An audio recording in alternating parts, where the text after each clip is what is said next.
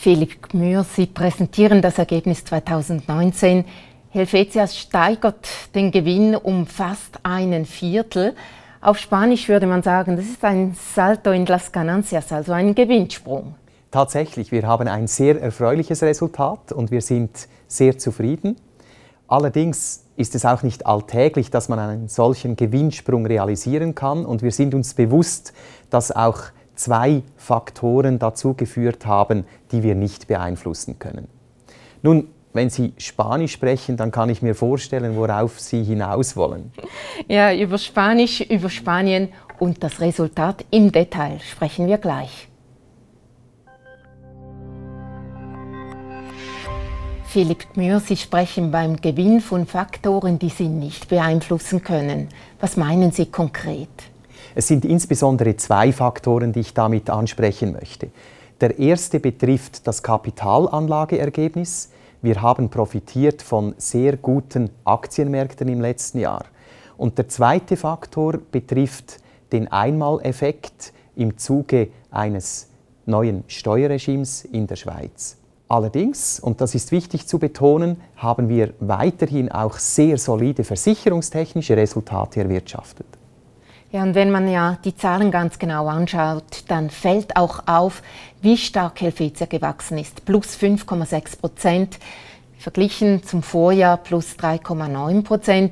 Welches war denn der ganz große Hebel, der zu diesem Wachstum geführt hat? Da kommt uns zugute, dass wir breit diversifiziert sind. Ich nenne zwei Hebel. Der eine ist das Wachstum im Sachversicherungsgeschäft und da denke ich insbesondere an das Engineering-Geschäft und die Sparte aktive Rückversicherung. Und das zweite Wachstumsmomentum kommt aus dem Wachstum bei den kapitalschonenden Einzellebenprodukten, insbesondere in den Märkten Schweiz, Deutschland und Italien.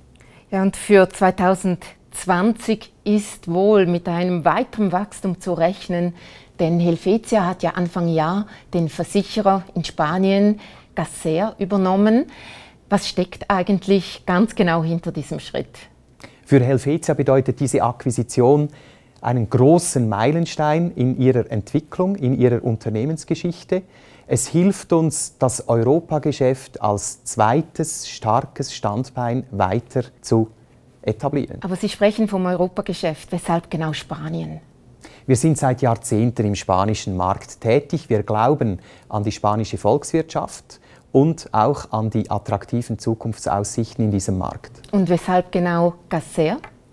Caser ist eine sehr gut etablierte und vielversprechende Versicherungsgesellschaft mit Hauptsitz in Madrid. Und sie hilft uns, erstens das Nicht-Lebensversicherungsgeschäft auch in der ganzen Gruppe zu stärken. Zweitens Zugang zu gewinnen über 3 Kooperationspartner zum Bankenvertriebskanal. Und drittens schließlich hilft es uns, das Ökosystem Gesundheit weiterzuentwickeln. Ein Ökosystem, wo Caser schon seit längerem sehr erfolgreich aktiv ist. Ja, und die Übernahme, die passt ja auch haargenau in die Strategie Helvetia 2020. Ist das sozusagen der Schlusspunkt dieser Strategieperiode? Es ist sicher ein wichtiger Punkt, noch nicht der Schlusspunkt. Das Jahr ist noch nicht zu Ende.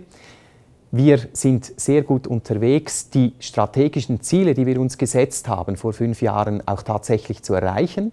Wir wollen das Kerngeschäft stärken, neue Ertragsquellen erschließen und von Innovationen profitieren.